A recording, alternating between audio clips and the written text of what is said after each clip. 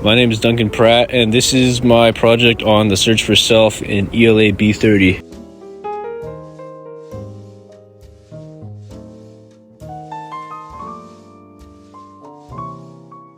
The search for self, at least the main three parts in my opinion, are self-acceptance, personal identity and exploration, what's with the balloons, and inner dialogue and mindfulness. I, however, lack most of these because I have no mental clarity, and I'm filming this through Snapchat. Social experience. The themes explored in our units all involve aspects of the social experience.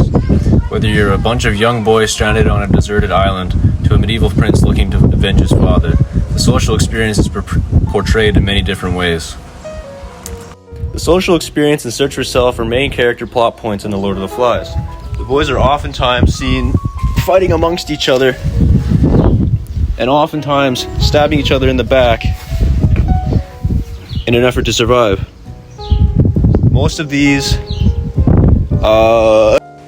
themes in The Lord of the Flies show the effects of isolation on behavior, showing a deeper look at identity, morality, and the societal breakdown. When it comes to the search for self, Ralph represents order and tries to maintain leadership and civilization. Compared to Jack, he symbolizes savagery and rejects the rules. Piggy, however, is logical but is ignored due to his physical weakness. His glasses symbolize clarity, and his search for significance shows his struggle for recognition. The social experience part of the story shows both the formation of society and the destruction of society, both created by the boys.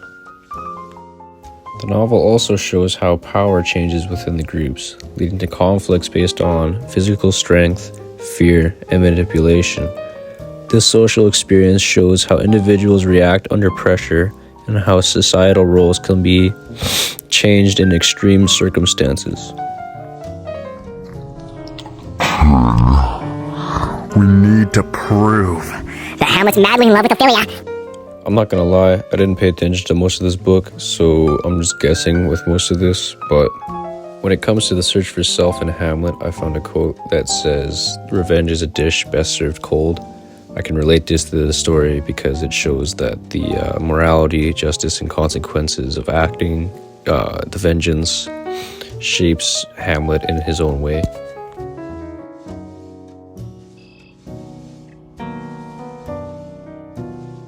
For my independent novel study, I chose to read the Anne Frank diaries because they share a unique look into her search for self. They also look into her journey of self-discovery, showing how she finds herself through her thoughts, emotions, and relationships during the Second World War. While hiding in the attic, Anne often wrote about ethical questions, about fairness, kindness, and human nature, and exploring what she believes was right and wrong. Most of her writing was talking about her discovering her own identity, through personal reflections, dealing with challenges, and learning about herself. She often wrote about her dreams, fears, and struggles, showing how she learned about herself through her experiences hiding during the Holocaust.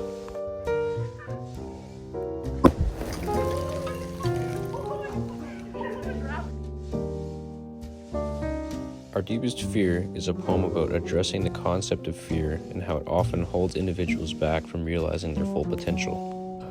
The poem is about uncovering one's true identity, strengths, and potential by encouraging individuals to confront their fears, embrace authenticity, and recognize their ability to make a meaningful impact on the world around them. A Noiseless Patient Spider by Walter Whitman portrays self-exploration from a quiet yet determined spider. The poem talks about how the spider extends its filaments into the air, symbolizing how the speaker attempts to reach out and find purpose and understanding. This represents the determination needed in the search for self-awareness and meaning in life.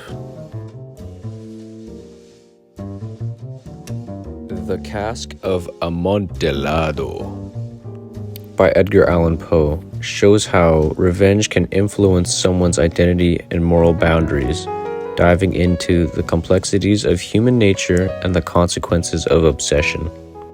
Although we don't know the reason for Montresor's motivation, we do know that he has a deep desire to get revenge on Amontillado.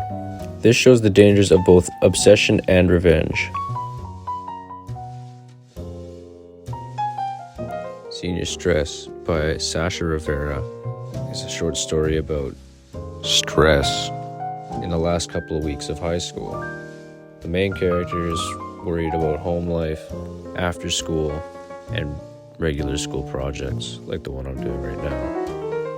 The short story talks about the joys of high school as well as the anxiety and pressures from friends, family, and other extracurricular activities, as well as applying to colleges and getting a future career. I feel as though this story relates the most to us currently, as we are all almost finished with high school and about to move on with our lives. Some of us going to college and others still trying to figure out what to do in the future.